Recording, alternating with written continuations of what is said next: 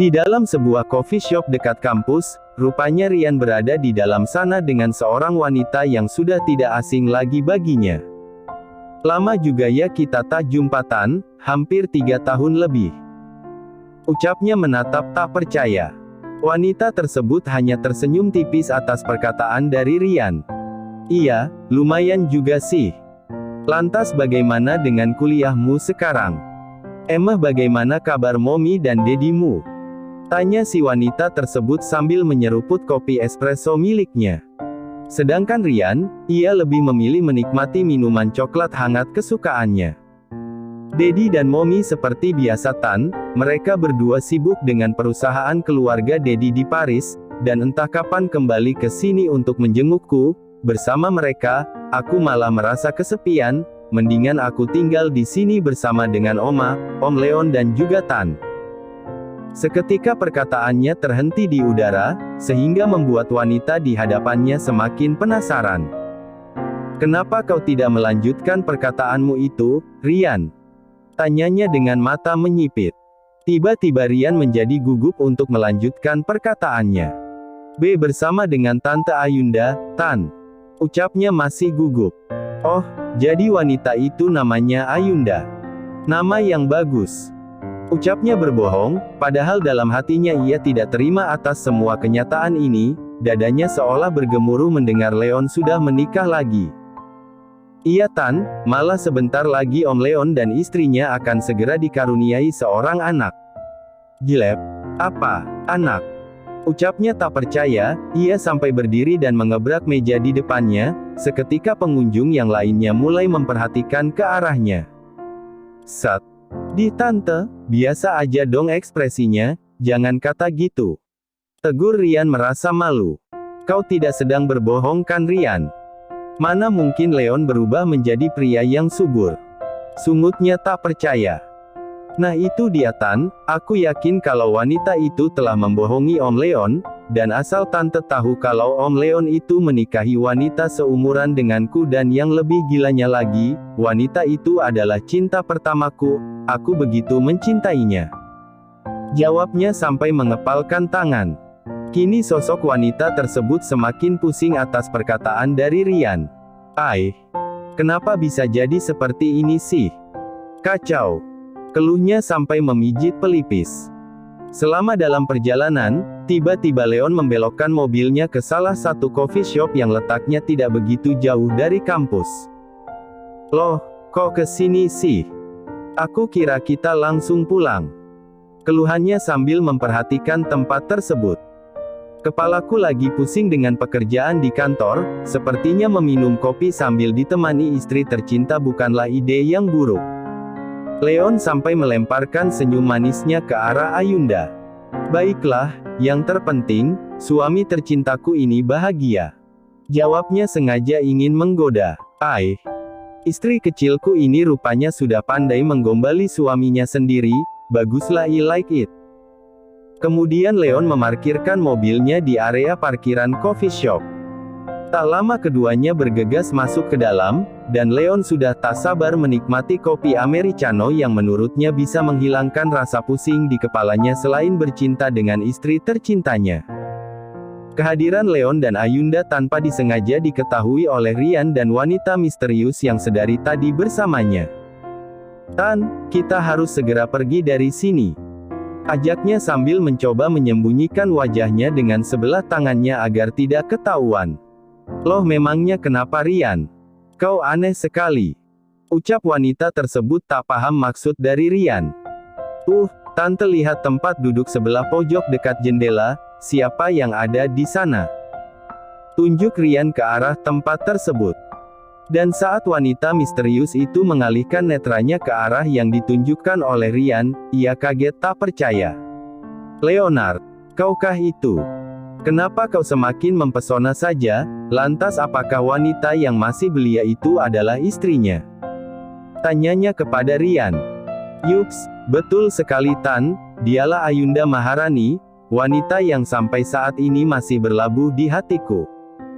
Jawabnya sambil mengepalkan tangan. Seketika kilatan tajam melintas dalam benaknya, senyum licik terpancar dari bibirnya. Rian, besok kita ketemu lagi di tempat ini, ada hal penting yang akan Tante bicarakan padamu, dan aku yakin kau pasti menyukainya, bagaimana?" Wanita misterius tersebut menyeringai pahit, sambil kedua tangannya dilipat di atas dada. "Oke, siap Tante," jawabnya singkat. Kemudian keduanya memilih untuk bergegas pergi melalui pintu samping agar tidak ketahuan oleh Leon dan Ayunda. Sekilas, Leon sempat melihat siluet seseorang yang tak asing lagi baginya. "Ini tidaklah mungkin, pasti hanya perasaanku saja, wanita itu tak mungkin berada di sini lagi," elaknya dalam hati. Mansion Argantara. Akhirnya Ayunda bisa merebahkan tubuhnya di atas tempat tidur, sedangkan Leon, ia memilih kembali ke kantor setelah mengantar sang istri. Ayunda sempat termenung sejenak sambil menatap langit-langit kamar. "Apakah aku harus menceritakan kejadian tadi saat di kampus? Aku takut, yang ada nanti urusannya tambah runyam, apalagi tadi suamiku bilang kalau ia sedang merasa pusing akibat masalah di kantor." Tidak, aku tidak mau menambah beban untuknya," ucapnya bermonolog. Setibanya di kantor, Leon dikejutkan dengan informasi yang didapat dari Jerry soal kasus foto tempo hari. "Apakah kau yakin jika dia pelakunya?" tanyanya masih tak percaya. "Besar kemungkinan iya, Tuan. Tapi untuk saat ini usahakan Tuan untuk senyap, karena mulai saat ini dia akan berada dalam pengawasanku. Kita ikuti permainannya dan sampai sejauh mana ia berusaha ingin membuat kekacauan seperti ini, saya pun tak habis pikir ia tega melakukan semua ini terhadap Tuan dan juga Nyonya, entahlah motifnya apa." Jerry sampai menggeleng tak percaya. Sedangkan Leon, ia menyandarkan kepalanya di sandaran kursi kebesarannya, sambil memijit pelipisnya. Kemudian dari dalam laci meja kerjanya, ia telah mengeluarkan sesuatu. Ditatapnya benda tersebut dengan tatapan yang dalam. Kemudian Jerry mengalihkan pandangannya ke arah benda yang saat ini berada dalam genggaman tangan tuannya. "Rasanya saya kenal dengan kalung itu, Tuan," tanyanya sembari fokus memperhatikan. "Ini kalung milik istriku yang tak sengaja aku temukan dekat pinggir kolam taman belakang," jawabnya yang kemudian mencengkeram kuat benda tersebut. "Memangnya ada kaitannya kalung itu dengan masalah ini, Tuan?" tanya bingung. Tiba-tiba Leon tersenyum menyeringai, menatap dingin ke arah kalung tersebut. "Sepertinya aku sudah mulai tahu kisah dari kalung ini, Jay. Ada cinta yang tersirat di dalamnya, yang tak aku ketahui sama sekali, tapi aku akan mencari tahu semuanya. Kenapa semua ini harus disembunyikan dariku? Apakah aku tak pantas untuk tahu?"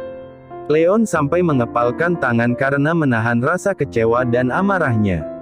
"Tapi Tuan, apakah Tuan mulai mencurigai Nyonya? Atau Tuan mulai tak percaya dengan Nyonya?" tanyanya masih bingung. "Selama ia masih bungkam soal ini, aku tak bisa percaya 100% padanya, Jay. Dan entah kenapa aku jadi meragukannya. Apakah ia benar-benar bisa setia padaku dan tak berkhianat di belakangku, seperti apa yang sudah aku alami sebelumnya?" ucapnya kembali teringat akan kisah masa lalunya. Sambil mengusap perutnya yang sudah terlihat membesar, Ayunda tampak cemas karena sudah jam 10 malam, suaminya tak kunjung pulang, bahkan di telepon pun selalu operator ponsel yang menjawabnya. "Kemana perginya suamiku, kok jam segini belum pulang?"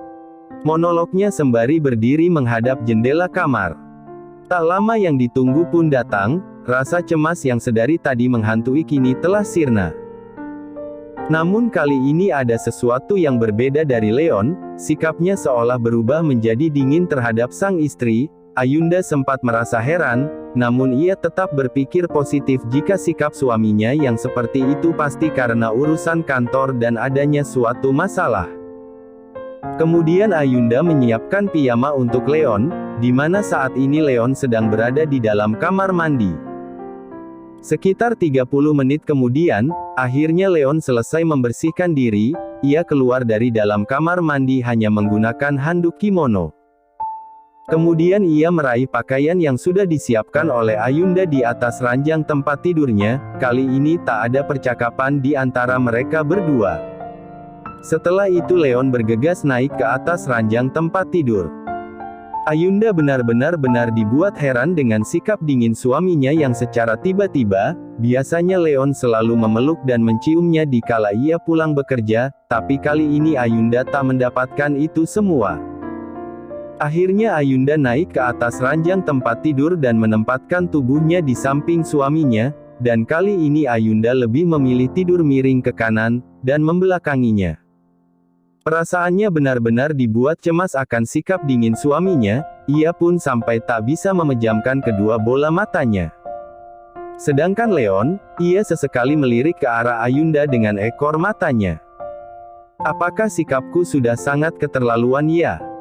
Kasihan juga istriku dicuekin seperti ini. Ayolah Leon, janganlah kau menjadi seperti ini. Ayunda sedang mengandung darah dagingmu, pasti ia merasa sedih dengan sikapku yang tak biasa seperti ini. Batinnya menyesal. Kemudian Leon menggeser tubuhnya dan mendekati Ayunda, kedua tangannya ia lingkarkan ke arah pinggang sang istri. Leon memeluk Ayunda dari belakang. Sedangkan Ayunda yang hampir saja menangis akhirnya ia tersenyum ketika suaminya memeluknya dengan erat. Saat Ayunda ingin membalikkan tubuhnya, Leon mencegahnya. Tetaplah seperti ini, aku hanya ingin memelukmu dengan posisi seperti ini. Ucapnya sembari menciumi rambut panjang Ayunda yang tergerai, kemudian Leon merapikan rambutnya sehingga ia bisa melihat leher jenjangnya, lalu ia menempat kepalanya di sana dan menciumi tulang selangka. Ayunda sempat merasa kegelian akan sikap suaminya yang seperti itu. Hingga akhirnya Ayunda tak bisa diam. Jangan bergerak. Maaf, tapi aku merasa kegelian. Jawabnya malu. Mendengar Ayunda berkata seperti itu, Leon malah sengaja menciumi tulang selangka dan juga leher jenjangnya. Kali ini bukan geli lagi yang Ayunda rasakan, akan tetapi desiran aneh mulai menjalar di sekujur tubuhnya. Ayunda sampai menggigit bibir bawahnya, ia tak mau sampai mengeluarkan suara aneh dari bibirnya. Dan akhirnya Leon membalikkan tubuh istrinya, ditatapnya wajah sang istri yang sudah merona. Kali ini Ayunda membalas tatapannya. Leon mulai merapikan anak rambut yang sempat menutupi sebagian wajah cantiknya. Maaf, atas sikapku yang barusan, aku sedang ada masalah di kantor, dan tidak seharusnya aku bersikap seperti ini padamu. Ucapnya berbohong namun Leon benar-benar menyesali, apalagi saat ia teringat akan sikap sang istri yang menyembunyikan rahasia besar darinya. Lalu Ayunda tersenyum dan malah mengecupnya sekilas, kedua mata Leon sampai membulat. Ia pun tersenyum karena sepertinya saat ini istrinya yang menginginkan hal itu. Matahari akhirnya terbit dari ufuk timur, cahayanya kini mulai tembus ke sela-sela jendela kamar. Ayunda saat ini masih berada dalam pelukan suaminya, dan hanya selimut tebal yang menutupi tubuh polos mereka. Ayunda yang sudah membuka kedua bola matanya kembali mengingat akan kejadian semalam, ia sampai dibuat malu sendiri. Kenapa semalam aku bisa seperti itu? Aku benar-benar tak habis pikir, batinnya merasa malu. Lalu ditatapnya wajah suaminya, kemudian ia menemukan sesuatu di area leher, ternyata tanda kismark akibat ulahnya semalam terlihat begitu membekas. Oh my god! Apa yang sudah aku lakukan? Ucapnya kembali tak percaya dan sampai menutup mulut karena kaget. Merasa ada sesuatu yang bergerak, akhirnya Leon mulai membuka kedua bola matanya, ia menatap dalam-dalam Ayunda yang kedapatan sedang menatap dirinya. Lalu, kap, satu kecupan mendarat di bibirnya. Good morning sayang. Ucapnya sambil melempar senyum ke arahnya. Morning juga suamiku, bagaimana tidurmu? Pasti sangat nyenyak. Tanyanya sampai mengulum senyum. Sangat nyenyak sekali apalagi semalam kau begitu hot. Jawabnya dengan sengaja. Ayunda benar-benar merasa malu atas perkataan dari Leon. Sudah kau jangan mengatakan kata keramat itu lagi, telingaku serasa geli mendengarnya. Bah, kau ini ada-ada saja. Apa itu kata keramat? Ya sudah, yuk mandi bareng. Ajaknya sampai menaikkan alis.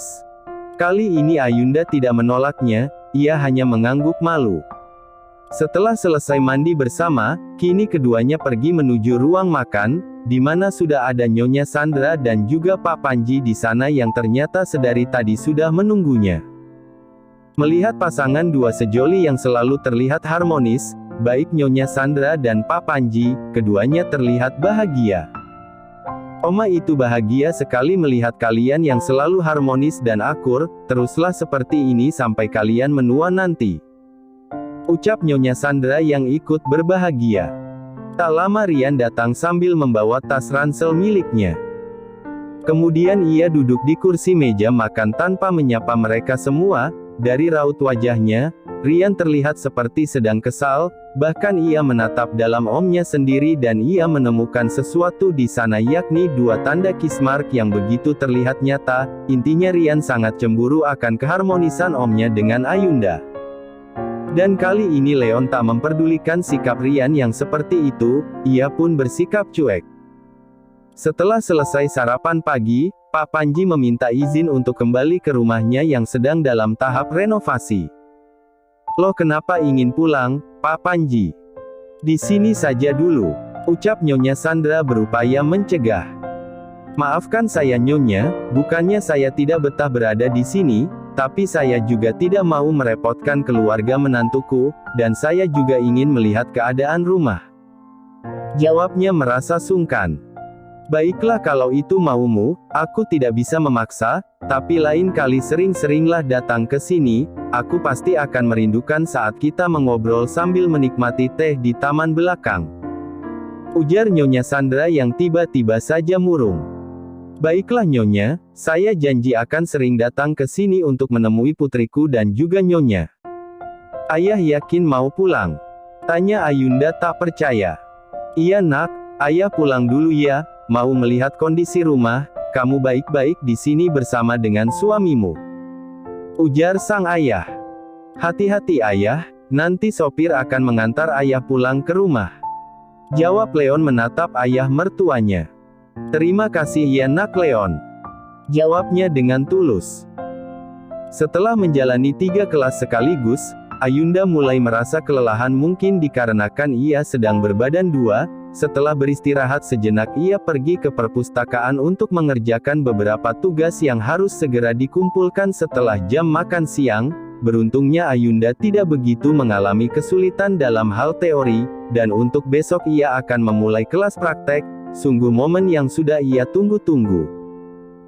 Dengan telitinya, Ayunda mengerjakan tugasnya seorang diri di perpus. Sampai saat ini ia sama sekali tidak memiliki seorang teman. Rasanya mereka seperti enggan untuk berteman dengannya. Ayunda sempat merasa sedih dan juga kesepian.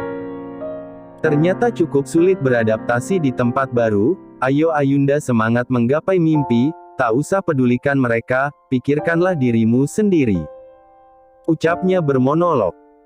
Hampir 1 jam lebih Ayunda mengerjakan tugasnya di perpustakaan, akhirnya ia bisa menyelesaikannya dengan mudah.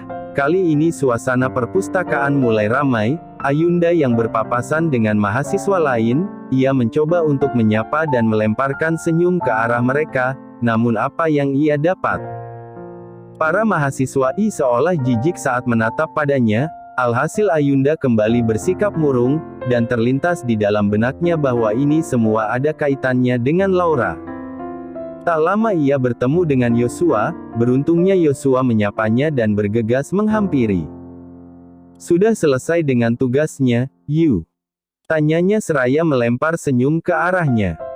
Sudah Kak, ini juga mau balik ke kelas, soalnya sebentar lagi kelas akan dimulai, saya duluan ya Kak. Akhirnya Ayunda bergegas pergi meninggalkan Yosua di perpustakaan. Cek, coba saja aku dari tadi ke sini, pasti bisa lebih lama lagi bersama Ayunda. Gumamnya pelan. Saat Yosua membalikkan badan, rupanya Rian sudah berada di belakangnya. Ada hubungan apa antara kamu dengan Ayunda? Aku perhatikan dari kemarin kau berusaha mendekatinya, dan kalian mengobrol begitu akrab. Tegur Rian menatap tidak sukanya ke arah Yosua. Apa urusanmu berbicara seperti itu padaku, hah? Tiba-tiba Yosua sedikit nyolot karena tak suka ditegur dengan cara seperti itu oleh Rian yang berstatus sebagai adik tingkatnya. Dasar bocah songong. Batinnya kesal. Akan menjadi urusanku karena dia adalah istri dari omku. Jawabnya dengan nada yang mulai meninggi. Namun sayangnya Yosua tak melihat itu dari dalam diri Rian, dan sepertinya ia pun sudah mengetahui soal Rian dengan Ayunda. Kau jangan munafik, bilang saja kau yang cemburu, pakai bawa-bawa nama ommu segala, aku sudah tahu kalau kau sedari dulu telah menyukai Ayunda, iya kan? Balas Yosua sembari menyunggingkan bibirnya, kedua tangannya ia lipat di atas dada. Rian malah diam terpaku, ia seolah tak bisa berkutik lagi. Jaga ucapanmu itu, kau itu kan ketua BEM, tunjukkan sifatmu yang terpuji, bukannya barbar seperti ini. Sungut Rian dengan sengaja, seolah ia ingin mencari ribut dengan Yosua. Yosua sampai mengepalkan tangan, giginya mengatup rapat karena menahan rasa kesal, ia pun mencoba untuk bisa tenang. Berkaca dirilah sebelum kau berucap, kau sendiri berbicara tak sopan dengan kakak tingkatmu, justru yang barbar itu aku atau kamu, hah? Sudahlah aku malas berurusan dengan bocah sepertimu. Akhirnya Yosua memilih untuk pergi dari perpustakaan. Rian merasa kesal atas sikap Yosua. Awas saja Yosua, akan aku balas perbuatanmu ini, tak akan pernah aku membiarkan siapapun mendekati Ayunda termasuk omku sendiri, aku bersumpah akan menyingkirkan siapapun yang berusaha mendekati Ayunda. Gumamnya kesal. Menjelang sore, Ayunda sudah menyelesaikan 5 kelas, dan itu semua begitu sangat melelahkan, ditambah hari ini suaminya tak bisa menjemputnya ke kampus dan malah mengirimkan sopir untuk menjemputnya. Seperti biasanya, sambil menunggu dijemput, Ayunda lebih memilih untuk duduk di kursi taman sambil menikmati beberapa potong roti yang sengaja ia bawa dari rumah, serta susu kemasan khusus ibu hamil. Tak lama muncul seorang wanita berparas cantik bertubuh semampai dan memiliki kulit putih seputih susu. Ayunda sampai dibuat minder dengan wanita yang saat ini sedang melangkah pelan menuju ke arahnya. Ayunda buru-buru merapikan kotak bekal makan siangnya, di mana roti coklat yang tadi ia bawa sudah ludes tak tersisa. Semenjak hamil, Ayunda mengalami kenaikan berat badan yang cukup signifikan, ditambah kedua pipinya yang semakin cubi. "Hai, kamu Ayunda ya? Bolehkah aku duduk di sebelahmu?" tanya wanita cantik tersebut. Ayunda sendiri merasa heran akan sosok wanita tersebut, karena ia sama sekali tidak mengenalnya, dan ia sempat bertanya pada dirinya sendiri, bagaimana wanita di hadapannya bisa tahu namanya. Sungguh membuatnya menjadi penasaran. Boleh, silakan saja Mbak, tempatnya juga masih kosong. Jawabnya tersenyum ramah. Terima kasih ya. Balasnya yang kemudian duduk bersebelahan dengan Ayunda. Lalu wanita tersebut terus memperhatikan Ayunda mulai dari ujung rambut sampai kaki. "Kalau boleh tahu, berapa usiamu?" tanya wanita tersebut menatap intens. Ayunda menoleh sejenak. 19 tahun Mbak, tapi nanti bulan depan. Jawabnya masih gugup. Wah, masih sangat muda sekali ya. Dengar-dengar kau sudah menikah dan sekarang sedang hamil 2 bulan, benarkah begitu? Tanya wanita tersebut semakin penasaran. Sedangkan Ayunda, ia sampai menelan ludah karena tak percaya ada seseorang wanita yang tak ia kenal sama sekali, tahu tentangnya. Maaf Mbak, kalau boleh tahu Mbak ini siapa ya? Kok bisa tahu tentang aku?" tanyanya sampai mengerutkan kening. Akhirnya wanita tersebut mengulurkan tangannya untuk mengajak Ayunda bersalaman. "Perkenalkan, namaku Flora Baskoro, mantan istri dari Leonard Argantara." Jawabnya tersenyum puas. Dek. Ayunda langsung terpaku, matanya terbelalak tak menyangka dengan apa yang telah terjadi di hadapannya saat ini. Apa? Mantan istrinya Om Leon, maksudku. Suamiku. Tanyanya sampai terbata dan gugup tak percaya. Yups, betul sekali. Lama tak jumpa dengan mantan suamiku, rupanya ia sudah menikah lagi dengan gadis belia sepertimu, pantas ya dia memilih wanita polos sepertimu, agar mudah dibodohi. Cetusnya dengan sengaja, ia ingin tahu bagaimana reaksi Ayunda saat dirinya berkata seperti itu. Ayunda langsung melotot ke arahnya, ia tidak mengerti maksud dan tujuan mantan istri dari suaminya berkata seperti itu padanya. "Maksudmu apa? Aku tidak mengerti arah pembicaraanmu," tanyanya menatap tidak suka. Kemudian Flora tersenyum hambar ke arahnya. "Kau tahu, apa yang menyebabkan aku dan mantan suamiku berpisah? Pasti Leon menceritakan tentang aku yang berselingkuh. Iya kan?" tanyanya untuk memastikan. Ayunda pun menatap sejenak, sebelum mengangguk pelan. "Ya, suamiku pernah menceritakan hal itu padaku, ia menceraikan kamu karena kau telah berselingkuh dengan sahabatnya sendiri," jawabnya dengan nada rendah namun penuh ketegasan. Lalu Flora malah menyeringai pahit dengan tangan dilipat di atas dada. "Sudah aku duga dia akan berkata seperti itu padamu untuk menutupi kebusukannya." Matanya berkilat tajam sejenak, senyumnya kembali menyeringai. "Apa maksudmu berkata seperti itu tentang suamiku?" Ayunda seolah tak terima karena Flora bermaksud untuk menjelekkan Leon. "Cek, kau itu sudah termakan rayuan serta kebohongannya selama ini. Leonard Argantara adalah seorang pria hidung belang yang senang bergonta-ganti pasangan, bahkan saat perjalanan bisnisnya, ia pasti akan membuking wanita untuk melayaninya, itu sebabnya aku membalas rasa sakit hatiku dengan cara berselingkuh dengan sahabatnya sendiri." "Dek, ini tidak mungkin, kau pasti sedang berbohong kan?" Ayunda masih berusaha untuk menyangkal. "Itu sih terserah kamu, aku hanya kasihan saja padamu, kau masih muda dan juga polos, sangat disayangkan harus menikah dengan pria bejat seperti Leonard Argantara.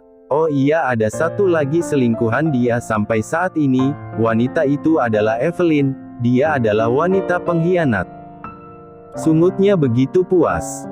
Tanpa terasa bulir bening keluar dari sudut matanya. "Ini tidaklah mungkin, suamiku bukanlah pria hidung belang." Batinnya terus menyangkal.